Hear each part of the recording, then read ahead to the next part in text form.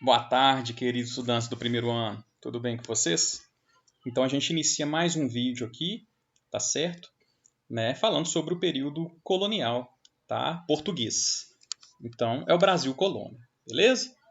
Então nós vamos trabalhar aí, primeiramente, o chamado período pré-colonial, é de 1500 a 1530. Porque a preocupação dos portugueses era com o comércio. Aonde? Nas Índias, certo? Então, preocupação dos portugueses nesse período, comércio com as Índias, beleza? Depois vamos fazer esse material junto na aula, achei melhor, porque aí a gente vai escrevendo e vai fixando na mente de vocês, quando está tudo escrito, né? Às vezes não fixa, então é uma forma interessante que eu estava lendo sobre ela. Então, nesse período, o comércio nas Índias era mais lucrativo, uma vez que não achou ouro, como na América Espanhola, logo de princípio, nas regiões que pertenciam a Portugal. Então, a preocupação de Portugal era com o comércio nas Índias. Beleza? Então, tranquilo.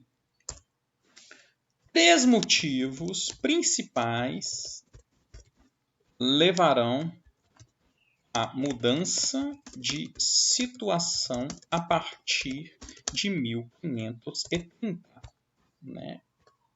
O que vai acontecer a partir de 1530? Outros países vão também disputar o comércio nas Índias. Então, concorrência no comércio asiático. 2. Quem vai concorrer? Inglaterra, França, Holanda. São os países que estão investindo no mercado interno e tal. Vão, né? Segundo, invasão francesa no Brasil, por conta do pau-brasil, né? Interesse do pau-brasil. Então, os franceses invadem parte do Brasil. Terceiro ponto, encontro de metais preciosos na América, Vamos falar assim, as notícias, Notícias, porque já tinha encontrado desde quando chegou lá, Mas as notícias do encontro, de metais preciosos na América Espanhola. Por ordem de importância, na minha concepção, são esses 3. Deixa eu colocar um ponto e vírgula aqui, e um ponto aqui, que aqui encerra. Beleza? Então, os 3 principais motivos que levaram, de fato, a nós termos o início agora ao período colonial. Que aí sim a gente entra no período colonial de 1530 até 1822, até a independência do Brasil. Então, a partir de 1530, a gente percebe uma tendência aos portugueses cada vez mais governarem, a sua colônia. Porém, essa forma de governo não vai ser tão centralizada quanto foi na América Espanhola, por exemplo. Tá? Por qual razão? O interesse aqui ainda não era tão grande nesse período.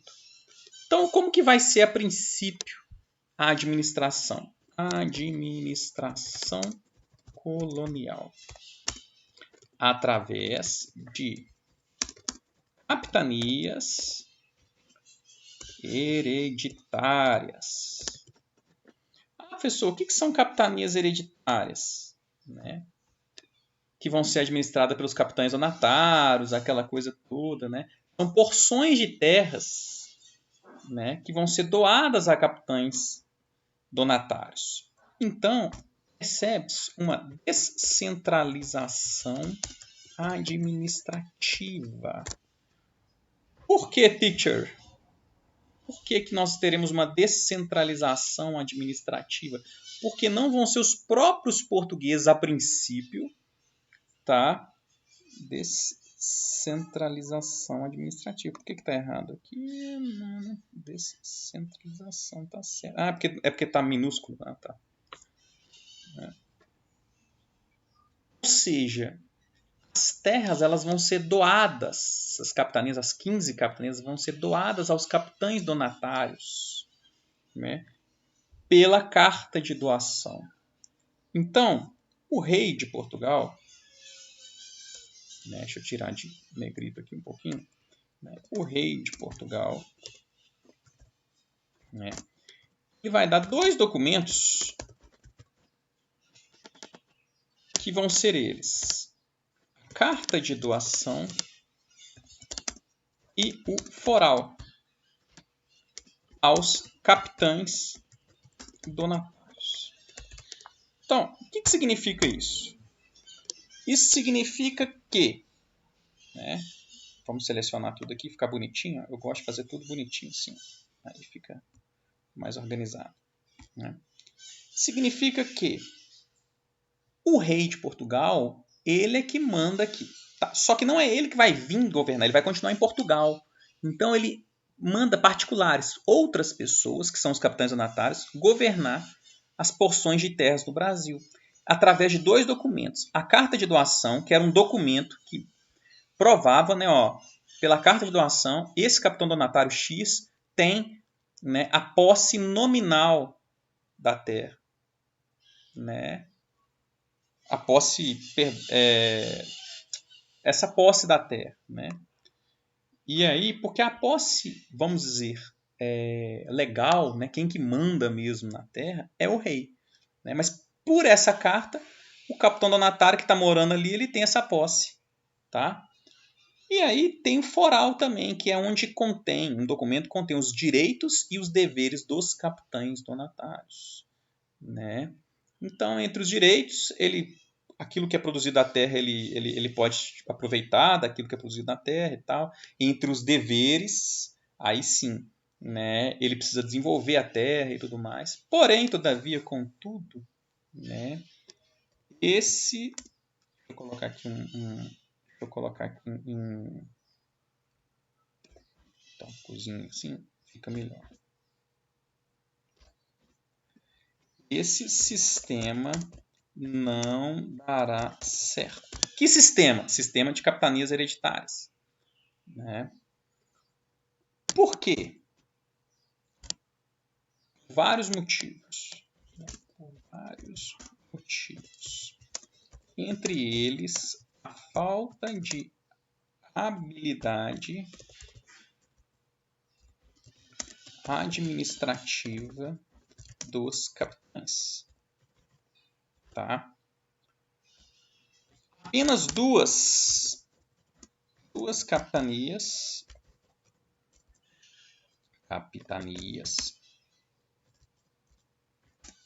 vão prosperar. Entre elas, Pernambuco e São Vicente. Por que, professor, que Pernambuco e São Vicente vão ser as únicas capitanias que vão prosperar? Pernambuco, por causa da produção de cana-de-açúcar. E São Vicente, que é São Paulo, tá? Que são, né, da onde vão surgir os bandeirantes paulistas, da onde os bandeirantes vão sair e vão encontrar ouro em Minas Gerais, né? Então, no século XVI e XVII, Pernambuco vai ser principal ponto, né, que é o período do açúcar. E no século XVIII, São Vicente vai ser da onde vai sair os bandeirantes que vão encontrar o ouro, né? Então, apenas essas duas capitanias vão prosperar pelos motivos já explicitados. Beleza, galera? Tranquilo demais? Né? A partir de 1548 para 49, né, nós teremos a instauração do governo, governo geral. Tá? E aí, qual que é o objetivo do governo geral? Né? Objetivo. Ficou. O objetivo do governo geral: centralizar as decisões. Ou seja, a partir de 48 para 49, aí sim né, as decisões vão ser mais centralizadas. O que significa isso? O governo geral, os próprios portugueses, a mando do rei, vão administrar através de um governo. Então nós teremos um governo geral, né, decisões centralizadas. E aí nós teremos alguns governadores gerais, né? Precisa saber os nomes dos governadores gerais? Não, né? Porque senão é muita coisa para decorar. Mas, né, quais vão ser as principais decisões, né? Quais vão ser as principais medidas adotadas, né, por esses governadores gerais? Entre elas, nós teremos, primeiro, né, a ação dos jesuítas. Aqui eu respondo uma das questões que eu coloquei para vocês, né? Eu já elaborei a atividade, mas não postei ainda. Mas uma das questões é relacionar a ideia da Reforma Católica com a América Portuguesa. E a resposta está aqui. Ó, né? Na Reforma Católica, que foi feita, né, no século XVI, né, tivemos vários pontos. Concílio de Trento, mas um dos pontos vai ser a criação da Companhia de Jesus em 1534. Olha para você ver, em 49, recém-criada a Companhia de Jesus, esses jesuítas já vão ter uma atuação forte tanto na América Portuguesa quanto na América Espanhola. Qual que é o objetivo dos jesuítas? Catequização dos índios. Por que vai ser importante isso aqui? Vamos tentar entender. Lembra que eu falei que os franceses invadiram o Brasil? Por conta do pau-brasil, a madeira, né, avermelhada para atingir tecido, bem interessante. E aí, os franceses vão se aliar com os indígenas, tentando fazer os indígenas ficarem contra os portugueses. E aí os jesuítas vão ter uma atuação importantíssima para quê? Para colocar os índios do lado dos portugueses, nesse processo de catequização, de levar a civilização e tal. Então, é bem interessante, tá? Né? Essa é uma das primeiras medidas aqui importantes nesse sentido. Tá? Né? Luta contra os franceses e principalmente contra a Confederação dos Tamoios. O que são tamoios? Né? Quais eram os indígenas que estavam aqui? Uma coisa que eu esqueci de falar. Né? Vamos tentar lembrar o seguinte. Até então, nesse período pré-colonial aqui, né, a prevalência da mão de obra indígena. Tá? Isso aqui é importante. Tá? Porque a partir do momento em que os portugueses centralizam as decisões, vão centralizando as decisões perante, né, a América Portuguesa, perante a colônia, o Brasil, né, nós teremos uma tendência, né, e aí nós teremos aqui uma tendência ao uso de mão de obra negra, escrava. Por quê? Né? Por quê? Né? Por ser mais lucrativa. Por que a mão de obra, né, negra, escrava, ela é mais lucrativa? Né? Muita gente fala, porque o índio é preguiçoso. O negro é mais forte. Não, o negro já estava mais acostumado, né, a essa situação de exploração, tá, de escravidão, né, também menos suscetível às doenças, né, mas principalmente por conta disso ser mais lucrativo. Esse é o motivo principal. A mão de obra, o tráfico negreiro, né, a ideia do tráfico negreiro está bem dentro da questão mercantilista também. Lembra que eu falei do mercantilismo e tal? Um dos pontos aqui, né, vai ser o tráfico negreiro, né, ou seja, o uso da mão de obra escrava negra para poder gerar renda, gerar lucro, né, aos senhores de terra, tá certo? E isso vai acontecer muito em Pernambuco, no contexto do período do açúcar, né? A gente pode colocar uma observação aqui, né? Onde vão ser utilizada a exploração de mão de obra, né? Principalmente, né? Utilizados nos engenhos de açúcar. Daqui a pouco eu vou falar disso, tá? Nós vamos falar disso daqui a pouco, tá? E aí nós temos os senhores de escravos, né? Enfim, só para vocês lembrarem disso aí que é importante. Tem várias novelas que utilizam, né? Então isso é importante. E aí os índios não foram embora, os índios estão lá presentes, né? E aí, por que o índio não foi escravizado? Os jesuítas, e muitos desses jesuítas, proibiram a escravização indígena, porque o índio, isso é uma visão bem preconceituosa, tá, gente? Né? Mas é a visão que o índio tinha alma, e a alma deles poderia ser salva. Já os negros não. Né? Como se o negro fosse desalmado. Né? Então é um preconceito muito grande. Né? Enfim. E aí nós temos aqui, os tamoios eram índios que estavam presentes aqui. Tá? Além também do tupi, né? Então, principalmente os tupis estavam no período pré-colonial, enfim. O que vai acontecer? O último governador-geral, Mendes Sá, né, consegue expulsar os franceses do território, né? Isso nós já estamos na década de 1570. Tá? Né? Nós temos a faculdade Estácio de Sá, né? Estácio de Sá vai ser o sobrinho do Mendes Sá que vai ajudar nessa expulsão aqui. Beleza? Tranquilo. Né? Então, aqui nós temos alguns pontos importantes, né, da América Portuguesa, tá? Até esse período aqui. Ok. Quando a gente fala, aqui a gente está falando muito de administração, política, né? E aí, quando a gente fala de economia e sociedade nesse período, né? Até então a gente está falando muito de administração política administrativa, né? Política e econômica. Né? Tá? Quando a gente fala um pouco de economia e sociedade, nós temos que entender que, né, havia um sistema econômico chamado de plantation. Né?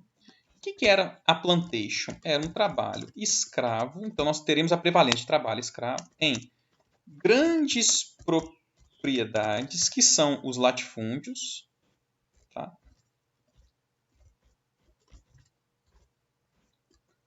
Em uma monocultura voltada para o mercado externo. No caso aqui, a monocultura era de açúcar, voltada para o mercado externo. O que significa isso? Né? O que isso significa? Significa que nessa sociedade era uma sociedade extremamente rural, né, com pouca mobilidade, composta basicamente por senhores e escravos. Então, é bem tranquilo de entender, né, como que vai funcionar a economia nesse período. Né? Por que vai ser os latifúndios que vão predominar? Isso tem a ver lá com o sistema da capitania hereditária. Né? Ou seja, os capitães donatários, né, pela carta de doação, uma das funções dos capitães donatários, que eu não coloquei aqui, né, uma das funções desses capitães era distribuir sesmarias. Esqueci de falar isso, sistema de sesmarias. Né? O que é isso, professor? Uma das, não é funões, não, é funções. Faltou ser cedilha aqui. Né? Vão ser lotes de terra, aqueles que pudessem produzir nessas terras. Então, os capitães signatários também tinham a função de distribuir terra e desenvolver. Né? E aí, em Pernambuco, que vai ser o local do açúcar, vão surgir esses senhores de terra, né? Esses senhores, os capitães, né? Os barões, né? Enfim, e vão explorar o trabalho dos escravos. Tá? Então, nós teremos a Casa Grande e a Senzala. Né? Então, aqui entra essa ideia da Casa Grande e as senzalas, né? Onde os senhores ficam nas casas grandes e os escravos nas senzalas. Né? E aí havia os moinhos de engenho onde que eles tinham que trabalhar, né? Para produzir açúcar. Beleza. Como se dava a produção de açúcar? Interrogation. Né? Como se dava a produção de açúcar? Né? E aí nós entramos uma parceria que os portugueses vão fazer com um país bem rico da época, que era a Holanda. Né? Então, como se dava? Né? Deixa eu colocar aqui. Os holandeses financiaram, ou seja, auxiliaram essa produção no Brasil. O que acontecia? Os holandeses eram responsáveis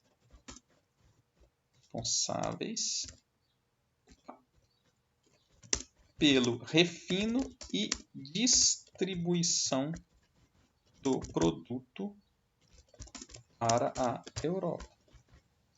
E aí os lucros eram divididos entre os portugueses, eles, no caso, os holandeses, e os portugueses. Os holandeses eram chamados também de flamengos. Tá? Né? É legal, né? Você vai falar, quem eram os flamengos? Né? Eram os holandeses. Tá? Então, eles vão ser responsáveis pelo refino e distribuição do produto para a Europa, e os lucros vão ser divididos. Né? Entre eles, no caso os holandeses, esses eles aqui eu estou especificando, tá? Cuidado com esses eles, os holandeses e os portugueses. Né? Então, estava tudo na paz e no amor. Né? Então, a sociedade funcionava assim. E aí, quando os portugueses, a partir da década de 70, aqui, tinha tudo para prosperar, né? Agora que não tem mais ninguém invadindo, agora que o açúcar está prosperando, estamos vendendo, a exportação está aumentando, acontece um problema. Em 1578, o rei português Dom Sebastião vai a uma missão no Marrocos. O Marrocos, nessa época, é tipo a Síria agora, sabe? País bem sossegado, né? De você ir tranquilo, na paz, vamos fazer uma missão. Vamos lá na missão onde está tendo esses conflitos todos, né? Bom. E aí, ele não volta. Ele vai numa viagem só de ida, né? E não volta. Vou colocar um risos aqui, tá? Pra vocês rirem também, né? E aí, qual que é o maior problema disso? Né? Esse rei não tem herdeiro direto. Isso é um grande problema. Por isso que os reis, sempre quando eles tomam poder, eles tendem a querer fazer o filho rápido, né? Um filho homem, né? Para que possa ter herdeiro. Né? E o parente mais próximo era seu sobrinho Filipe, que era rei da Espanha. E aí nós teremos um problema. Resultado: União Ibérica. O que será a União Ibérica, meus alunos, estudantes queridos? Né? A União Ibérica vai ser um período que vai durar 60 anos, que vai de 1580 a 1640. Nesse período da União Ibérica, o que nós teremos? Nós teremos aqui o rei da Espanha, Filipe II, unindo os tronos. Então, além dele governar a Espanha, ele vai governar Portugal também na falta de um herdeiro. E aí nós teremos um problema justamente nessa questão do açúcar. Por quê? A Espanha era inimiga da Holanda e proíbe esse país de produzir açúcar no Brasil. Obviamente, os holandeses vão reagir. Os holandeses não vão aceitar. Peraí, eu tinha uma relação tão boa com Portugal aqui, agora só porque não tem rei vocês vão achar que vão mandar? Então os holandeses desafiam a Espanha. E isso vai gerar alguns conflitos, tá? Que eu vou postar nos próximos vídeos. Talvez amanhã, tá? E aí a gente encerra essa parte, beleza? E eu passo a atividade e passo também um outro vídeo explicando a atividade, para não ficar muito grande esse vídeo aqui, tá? Então amanhã, sexta-feira, né, eu finalizo passando o outro vídeo, o último vídeo, e também a atividade e o vídeo explicando a atividade. Beleza, galera?